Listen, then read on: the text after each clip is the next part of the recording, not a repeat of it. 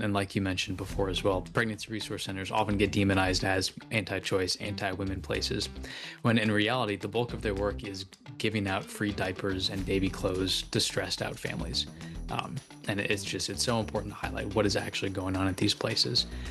And it's honestly and frankly quite tragic to see how bitter the debate over abortion has become, that these men and women that are just giving away things that babies need get so misrepresented and attacked. So we're very grateful and very happy to get to talk about the good work that these places do.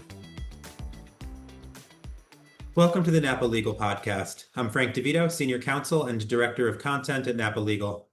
And I'm Joseph Clement, Content and Program Manager at Napa Legal. You're listening to the Napa Legal Weekly Podcast, where we explore religious liberty from the perspective of faith-based nonprofit organizations. This week, we're covering a recent executive order that came out of the White House regarding religious discrimination in foster care, which is something that I've been following for a while and have some personal experience with, so we'll be covering that in depth. Then we'll turn to Florida and a recent declaration from the state to reform and strengthen education. And then we will wrap up with some heartening news based on a new study from the Susan B. Anthony list showing the efficacy of pregnancy resource centers. So we have a lot to cover, especially in this first case. So let's dive right in. The new executive order that came out from the White House, it will be last week by the time you're listening to this, talks about foster care policy and supporting children. It's first thing is it's really good. I really like the language. I really like the issues that it covers and the way that it chooses to go about them. So let's dive into what we have here. The high level, religious organizations play a key role in upholding different aspects of civil society, right? Especially through the work to protect the most vulnerable. So children who are in the foster care system or are in need of care other than from their parents are a typical, important, vulnerable population. And churches have historically been really important in helping facilitate foster care, adoption, and these kinds of services, which fulfills a clear gospel mandate to care for the orphan, right? We see that throughout the New Testament. This is very much at the heart of what the church does, right? To care for orphans and widows comes up in the gospel. It comes up in James' letter. It's pretty central to the works of mercy. So as many of you listening to this will probably know, religious organizations, particularly within the Catholic Church, have had a really hard time being a part of the foster care system in certain states, and a lot of families who are Christian or faithful in general and have certain views on certain hot topics have often been excluded or found great difficulty being involved in the foster care system. So that kind of lays the backdrop for one of the issues that I'm going to cover in this, but let's just talk about the executive order really quick as an overview. So the order is titled Fostering the Future of American Children and Families. And it calls for some sweeping reviews and let's say investigations, close eyes on the way that states and localities are practicing their policy in the foster care world. So a lot of this executive order is talking about watching statistics and seeing how these systems are functioning.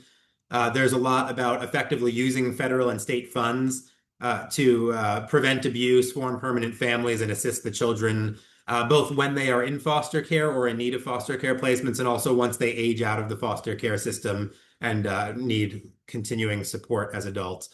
And then also there's a very specific reference to religious discrimination and what the administration wants to look at in this area.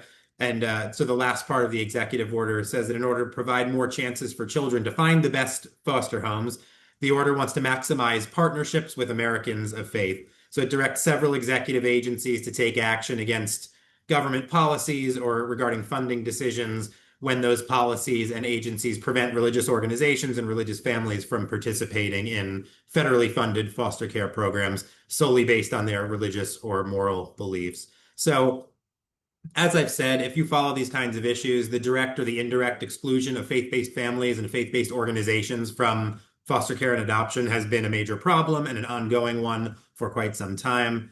There have been several recent cases of families that were denied foster care licensing because they held Christian beliefs, particularly on sex and marriage issues. If you've been following those, there were some out in the Pacific Northwest. I believe it was either Oregon or Washington State. There were a couple that made headlines. Alliance Defending Freedom was involved there. Also, religious organizations that are involved in foster licensing have been in tension with government programs on these same issues.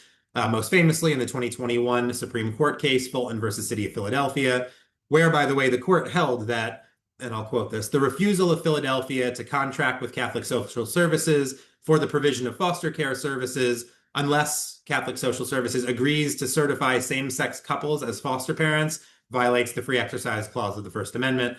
So this highlights one of the tensions that have been going on and also where the Supreme Court landed on that. This has been a real issue, either mandating that third parties involved in foster care license same-sex or other irregular households as foster parents, or on the other hand, that people who present as willing foster families who especially do not follow the secular zeitgeist on LGBT issues have often been denied foster licenses, and we'll get into that in a minute. So basically, the executive order was promulgated to address one thing, that foster care, when it is not running at the highest level, it hurts kids, right? So religious discrimination against religious people and organizations in the foster care system, or really anything that's preventing the best people and the best organizations from helping these vulnerable children, hurts kids and should be stopped when policy and government solutions can legitimately do so. So many important points made in the executive order. If you're interested in this, again, the name of the executive order is Fostering the Future of American Children and Families. It only takes a few minutes to read. It's only a few paragraphs long. But for our purposes, I want to talk about two emphases in the order itself. So one, this is not on the religion issue. This is just generally on improving the foster care system.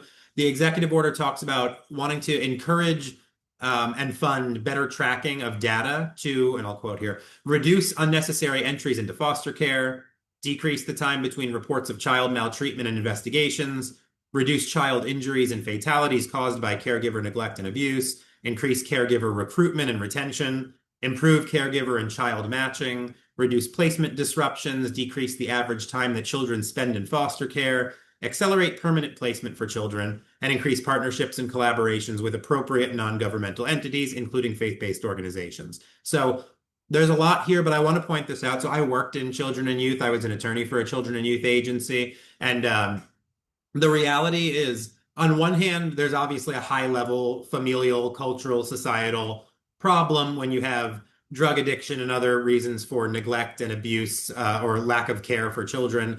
And so obviously you can't solve it with government policy and funding alone. But there are real problems. And this executive order, that paragraph I just read, really hones in on a lot of them. The unnecessary entries into foster care, especially the amount of time it often takes to investigate and get these things into court and make things happen in this world. Also, a lot of the due process issues that are not adequately addressed, parents' rights and so on in this field.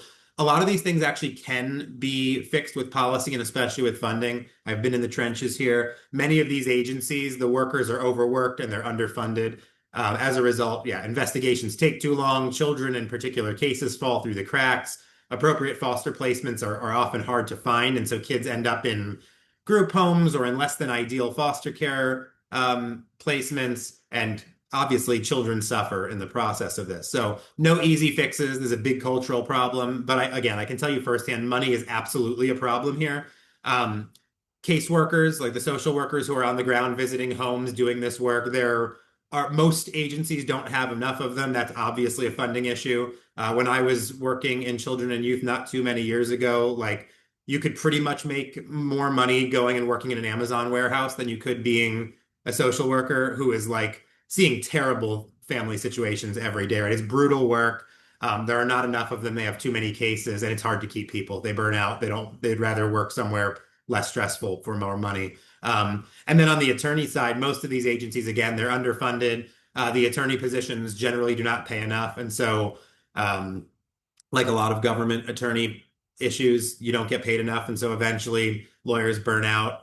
They go into private practice and make more money for less work, or less stressful work at least. And it's very hard to keep competent attorneys in addition to caseworkers. So if there are problems, that there are not enough investigations happening fast enough, if cases are taking too long to be filed, to be amended, to be brought in front of a judge, there are funding answers. So I really appreciate that this executive order said, we have to track a lot of these numbers and see where we can fund solutions to these, because the solutions are out there, and they often do involve adequate funding of some of the key positions in these agencies. So again, that's a little bit of a pet issue of mine, not particularly on our religious liberty, in our general field of what we would talk about here. But obviously, these kind of things, they're a problem to make sure that people are getting due process, that parents' rights are being respected, that children's best interests are being looked out for. And so we do obviously want to be attentive to that at Napa Legal and in the religious liberty movement in general. So now let's move a little bit into the faith-based discrimination part of the executive order in particular. So in the opening section of the executive order, the language is clear. Some jurisdictions and organizations maintain policies that discourage or prohibit qualified families from serving children in need as foster and adoptive parents because of their sincerely held religious beliefs or adherence to basic biological truths, end quote. So the executive order addresses this directly, encourages increased participation by faith-based families and faith-based organizations in this process of foster and adoption services, and directs many of the federal executive agencies to look at policies that are still being enacted or enforced at the state and local level that do in fact prevent cooperation with faith-based organizations, as well as the licensing of faithful foster families. So obviously a federalism question here, right? Federal executive orders can't actually change state or local agency policies. The Trump administration can't go in and say, okay, this state has to change its law so that, you're not discriminating against Christian families as foster parents or what have you. But funding matters, right? So much of the funding for these programs at the state and local level, and really any kind of state and local program, that it's a problem. But the reality is federal grants fund most of these agencies, at least to a pretty significant extent. And there are always and absolutely should be strings attached, right? If there's government money, there are government policy priorities that go along with the money. That's how every federal funding program works, and it is proper to use it here. So I think this can be a really important tool to identify states and counties that are discriminating against religious foster families or that are excluding religious organizations from participating in this whole process and threaten to cut funding, right?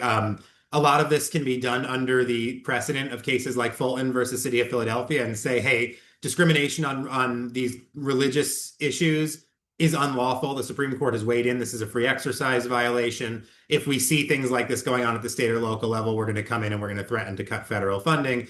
Most of these state and local agencies are dependent enough on federal funding where the money talks here. And I think as long as federal funding of these local and state agencies is a reality, this is how federalism can and should work to ensure policies are actually helping rather than hurting vulnerable kids in the foster care system, right? So a lot more I could say, but I think the one thing I want to just end with here is that the practical note, religious families should be encouraged to foster, right? I've been in the trenches. I don't want to tout my own experience here too much, but I've seen how this plays out. Most, if not all, jurisdictions have a lack of foster families, right? There's not just a backlog of families who want to take troubled foster kids into their homes. Often there are such shortages that agencies are scrambling to find, to convince foster families that already have foster kids to take more, or there's no home that'll care for a certain child. So they end up having to use group homes and things that are really not an ideal place for a child to grow up.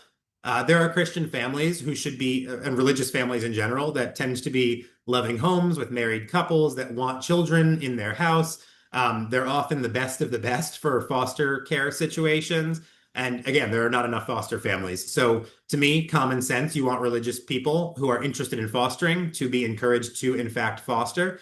And so pushing people out of these positions because of their beliefs, especially on LGBTQ issues, is first of all a constitutional violation. Because it's clear viewpoint-based discrimination. So if you have this viewpoint, then you can't participate in this government-funded program. I think that's a huge problem. But also, I'll just end on a practical note. It's completely unnecessary. You have these kind of crusading agencies or often individual social workers or administrators who absolutely do not want, families that have certain traditional Christian Orthodox beliefs on the nature of sex, the nature of marriage, and they don't want those people to be fostering children. And frankly, it's crazy because you would say beggars can't be choosers, and it's a little ironic that these are often the most stable homes. I've seen some of the people who end up licensed as foster families. not always ideal. It's like the people who will take them is who you end up having to use, and that's tragic.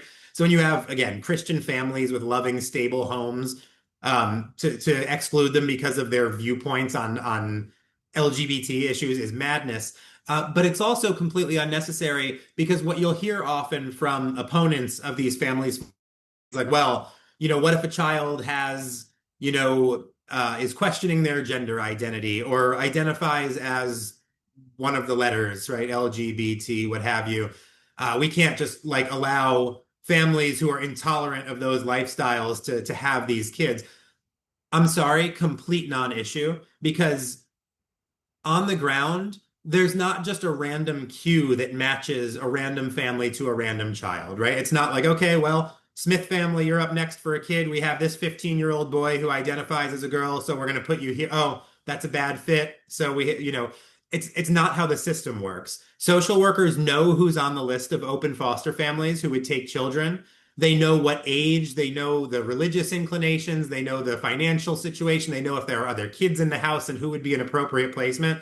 So I'm sorry, but if your issue is what about teens or preteens that have LGBT issues, maybe those kids don't belong in a conservative Christian family. Okay, fine. There are babies, there are toddlers where these are complete non-issues that need foster placements. So there are times when it should be in the discretion of a social worker to say that family, very religious, not a good fit for this troubled teenager. Maybe so. Maybe that's legitimate. I think there's a lot of discretion, and you can't make laws that dictate exactly how every placement is going to go down.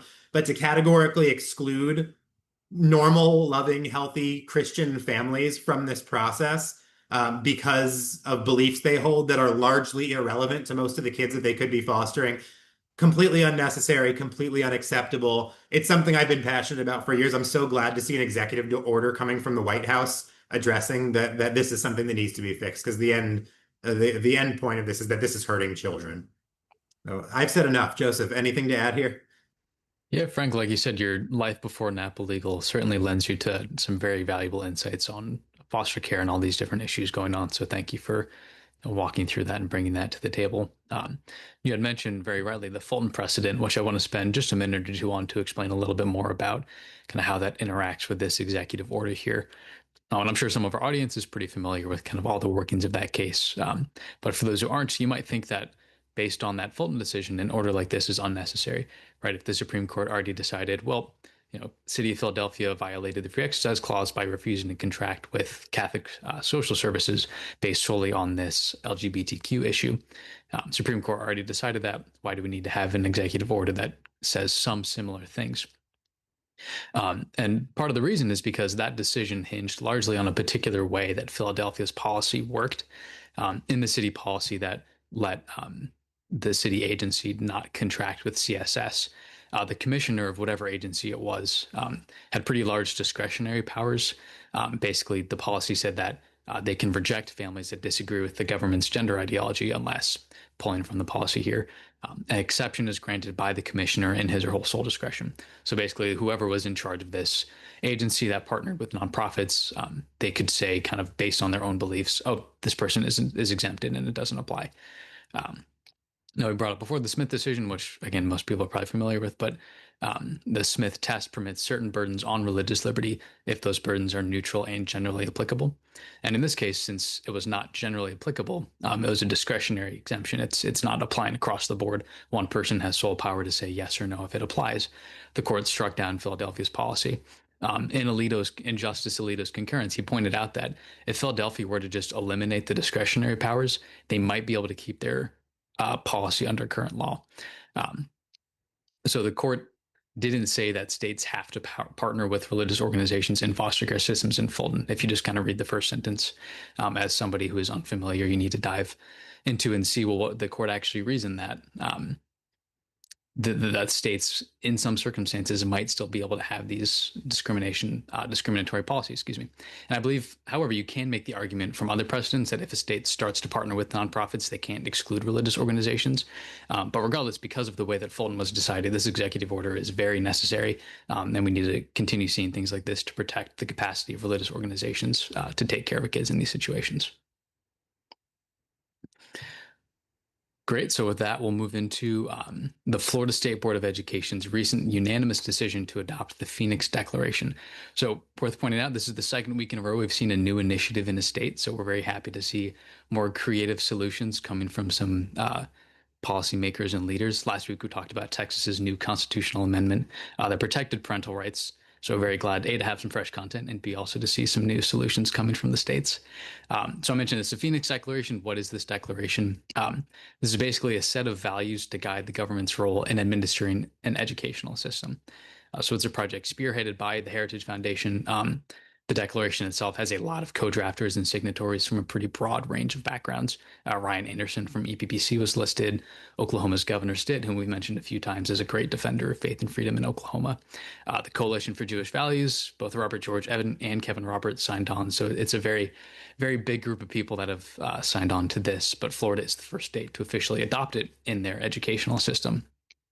So what the Declaration actually says basically begins with some initial notes on the founding principles and history of education in the United States. It invokes Thomas Jefferson's pretty famous remark that if a nation expects to be ignorant and free in a state of civilization, it expects what never was and never will be. And it also quotes John Adams, perhaps less well known, but still a very powerful statement that public virtue cannot exist in a nation without private virtue, and public virtue is the only foundation of republics. So kind of before it dives into some of the more particulars of what a government should be doing in education, the Declaration starts from this point of basically in order for the United States to remain both free and equipped for the future, we need a well-educated citizenry, or at least a citizenry that is enabled to be well-educated. So from there, it gets kind of into the particulars of, well, what does this actually recommend and say that a state should do? It lists 7 core principles. Because there's 7, I won't spend more than a very brief moment on each, but they're definitely worth noting because it's kind of what is actually going on with this declaration. So it starts with, very happy to see this is the first one, parental choice and responsibility. Basically, this declaration that Florida has now adopted says that public funding should follow children to whatever environment the parent sees fit. And it also acknowledges that schools are secondary to parents who are the primary educators. So the second core tenet that it moves on to next is transparency and accountability. Again, noting that schools are secondary educators to parents, and because of that, they need to be fully clear to parents with what's going on within schoolhouse doors. Third, truth and goodness. The key takeaways from this section is that A, there is objective truth and it is knowable. I'm very happy to see that. I definitely had some experiences in my even undergraduate where that was debated by my professors, and it was fun kind of going toe to toe with that, but it's great to see schools saying, yeah, there actually is objective truth and we do have a capacity to know it. And even further, it says that students should learn that good and evil exist and that human beings have the capacity and duty to choose the good. So it's not only kind of a truth versus non-truth sort of thing. It goes into actually moral good and evil. Students need an education in this. Moving then, the next core tenet is cultural transmission. The Declaration says that true progress comes only by building on what has already been learned. And kind of the natural next step in the core tenets is character formation is the next thing that needs to be valued in schools. Education should cultivate the virtues and the discipline necessary for self-governance. A lot of what's going on in the Phoenix Declaration is basically enabling students to be A, led by their parents, and B, to be able to govern themselves and make their own decisions in the future. And it closes with the last two kind of shift away from the virtue parts, get into academic excellence, which showing, again, this isn't all just about kind of virtue and forming good character, which is very fundamental and necessary in educational system, but also doing that in an academically excellent manner. And then lastly, citizenship, again, leaning back into that self-governance kind of trend. These say that students should learn the whole truth about America, its merits and failings, without obscuring that America is a great source of good in the world, and that we have a tradition that is worth passing on. So don't want to spend too much more time on kind of the details of each of these tenets, but basically this is a great first step, or a great first state to start adopting this, to say, hey, there are these core tenets that we need to be following in education, starting from the point of parents are the primary educator and going all the way into fostering good citizens. So Frank, again, because you have such a great background in schools and in kind of the role of parents within that, I'd love to pass it on to you to hear what you have to say. Yeah, I won't dive into too much of, obviously the legal background, it's a good policy decision. I wanted to just mention the importance of that truth and goodness pillar that you mentioned. This is one of those things that It's very important to inculcate in small children before you are trying to make them abstractly think about and argue things. Just these are first principles. There is objective truth and it's knowable. If that's not true, you can't really prove or disprove that by modern scientific means. But if that is not the case, then there's no point in educating anyone on anything. I think this would be the first time that we've mentioned like a Big Lebowski meme on this podcast. But you know that meme that's all over the place. That's well, that's just like your opinion, man. I mean, if there's not objective truth that is knowable, then that's the response to everything. Like you actually can't educate anybody at all because 1+1 is 2, or the Civil War was between like the northern states and the southern states. Well, that's just your opinion. Like I don't know if that happened. Like you're showing me books, you're showing, but I don't know. So I don't mean to be too flippant, but like recapturing this from a very early age in education and kind of this gets to the principles of natural law, right? There are things such as right, the principle of non-contradiction. A thing can't be and not be at the same time and in the same manner. And like the more practical reason we should do good and avoid evil. You can't prove these. These are principles that are written into the human heart. They're written into the natural order, but you have to know them. You can't say, well, we can't prove these by science, so we're going to discard them. You can't have a functioning society or human being without actually accepting these. So I really appreciate that we're starting with like first principles and not just like a patriotic curriculum or an accurate historical curriculum. These are important, but it's actually right on target to say we actually have to start with first principles because without a basic degree of like logic and natural order, you can't really teach kids anything. The only other point I'll make is that, again, this is really good. Florida has been a real pioneer on a lot of important policy initiatives. So has Oklahoma. So it's not really surprising to see that Governor Stitt signed on to this effort for this declaration. The one thing I'll say, though, is it's one thing to pass this and to say these are the principles that the public schools in the state of Florida or whatever will follow, but you actually need teachers for them to do it or you can't do it. It's just a reality. I don't mean to like rain on the parade of really important policy initiatives, but these things happen for right. Personnel as policy is kind of the cliche there that you can pass these policies, but if just for example, in theory, all your teachers are Marxists, they are not in fact going to teach these principles, even if it is the policy of the state, right? So I hope what we'll see is states take these seriously, not only in passing them as this is our curriculum, but in starting to pass them as the governing principles in their schools of education, especially in their public universities where they're actually forming teachers, and then working your way back. Because again, unless you have the teachers and the administrators who are going to back this stuff, it's very hard to get it enacted in practice. But hats off. I mean, it's a really good set of principles. It's really well formed. You can see by the people who signed off and who were involved in creating this that this was not like a slapped together political stunt. This was a very deeply thought out set of principles that a coherent school system should have. So really excellent endeavor. Glad to see it.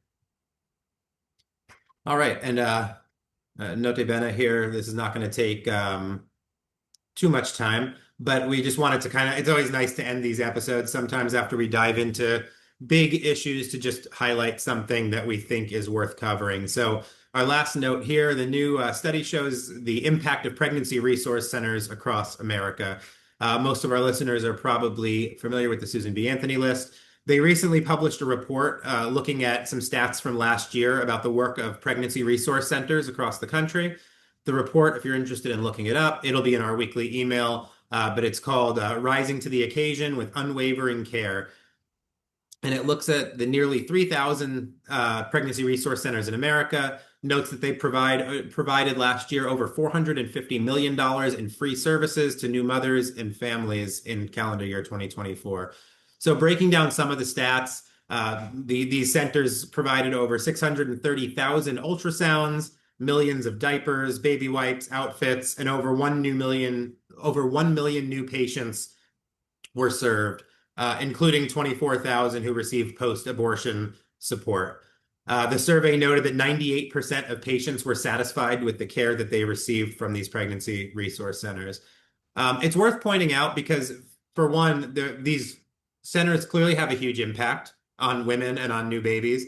but only 18% of pregnancy resource centers reported receiving any government funding. Several states have begun new programs recently. I think we've highlighted Arkansas and Utah in recent months here at Napa Legal that have started programs to support these centers. There are 16 states that continued or improved their support of these kinds of programs. And I just wanted to highlight them for what I think is an obvious reason. These kinds of organizations, pro-life pregnancy centers, they support the gospel work to help the most vulnerable, right? Pro-abortion advocates have used, I think, rather deceptive messaging, but it's been very effective to stress choice, right? They call themselves pro-choice, pro-choice, pro-choice. But I think the numbers and the anecdotes show that like most women who get abortions don't get them because they're autonomous beings making an absolutely free choice in the marketplace of choices, right? They generally feel like they have little to no choice, right? A lot of these women are in poverty or struggling financially, have very little support from family. Fathers are often nowhere to be found. I've looked at a couple of studies. They say somewhere between 83 and 86% I've seen of abortions are procured by unmarried women. So there's no married father in the picture. Again, most of these women, I think, are struggling financially to some extent, and they're often scared, right? They don't have the resources. They don't have the help. They don't know what to do if they have a baby. And so they don't pick abortion because it's this glorious free choice, but often because they don't have very good choices to choose from at all. So in that context, I think true pro-life work is really exemplified by pregnancy resource centers, groups like the Sisters of Life, who I know a lot of our listeners are familiar with and who I'm very close to, and organizations like this who are very obviously not simply going out and trying to stop abortions, but working to support women, working to support babies, right? Helping women through their pregnancies, helping women who have already had abortions to heal and to cope with that. Making sure babies get the resources they need. This is what the pro-life movement is and what it does. So I think this is a really important witness to this whole lie that the pro-life movement is just about preventing abortions and, oh, you don't care about women, you don't actually care about the babies. Clearly not true. I mean, hundreds of millions of dollars being poured into these organizations to provide free resources to help women not just not have abortions, but care for their babies. So these organizations, they're providing counseling, medical services, postpartum medical care, financial support to new moms. This gives women the ability to actually have a free choice, right? To choose to let their babies live, knowing that they'll have some support, what they need to be mothers in hard circumstances. So not much more to say on my end. Just thank you to the pregnancy resource centers, many of whom we work with at Napa Legal, who are doing this amazing work. Thank you to the Susan B. Anthony list for highlighting this. It's really important that these organizations be put in the spotlight because I think you tend to see a lot more Planned Parenthood and a lot less pro-life pregnancy resource centers being highlighted in the news on this issue. So glad to see some reporting and some spotlight on how much good work is being done by these kinds of organizations. Yeah, absolutely. Like you said, Frank, typically we cover new lawsuits, executive orders, state policies, legal and policy updates. While this isn't legal or a policy update, like you said, it's so important to highlight the work of pregnancy resource centers across the country. And like you mentioned before as well, pregnancy resource centers often get demonized as anti-choice, anti-women places, when in reality, the bulk of their work is giving out free diapers and baby clothes to stressed out families. And it's so important to highlight what is actually going on at these places. And it's honestly and frankly quite tragic to see how bitter the debate over abortion has become, that these men and women that are just giving away things that babies need get so misrepresented and attacked. So we're very grateful and very happy to get to talk about the good work that these places do. Yeah. And one last point on that, right? Getting misrepresented and attacked, it's so widespread and it's so inappropriate because you'll see stories as if these pro-life pregnancy centers exist to like trick women to walk in the door thinking it's an abortion center. And then they're like, ha, we got you. And we're like going to force you to not have an abortion or something. I don't know. I don't mean to be flippant, but that seems to be the line of attack, that there are these like misleading places tricking women who want abortions when in reality, I mean, first of all, if you walk into a place and it's not what you expected, you just leave. But that's not by and large what's happening. People are going here because they're looking for a choice. And what they tend to find is loving environments where, like you said, they're getting the resources they need. They're getting counseling. They're getting just help from humans who are with them and saying, you have another choice and we'll walk with you through this. So really important to get the messaging correct and not let these complete misrepresentations of what these organizations do go unchallenged. So with that, we'll end this episode and thank you for joining us for another episode of the Napa Legal Podcast. If you enjoy the content that we're putting out, we always appreciate it if you like the podcast and subscribe to our channel on YouTube, Spotify, or wherever you're listening from. And if you want to support the work that we are doing at Napa Legal, we would always encourage and support you in going to napalegalinstitute.org, where you can make a contribution and also follow the work that we are doing. So we'll hope you'll join us next week as we continue to highlight and discuss some of the most important issues that affect religious liberty and particularly the work of faith-based nonprofit organizations. We'll talk to you next week. Thank you for joining us, and God bless you.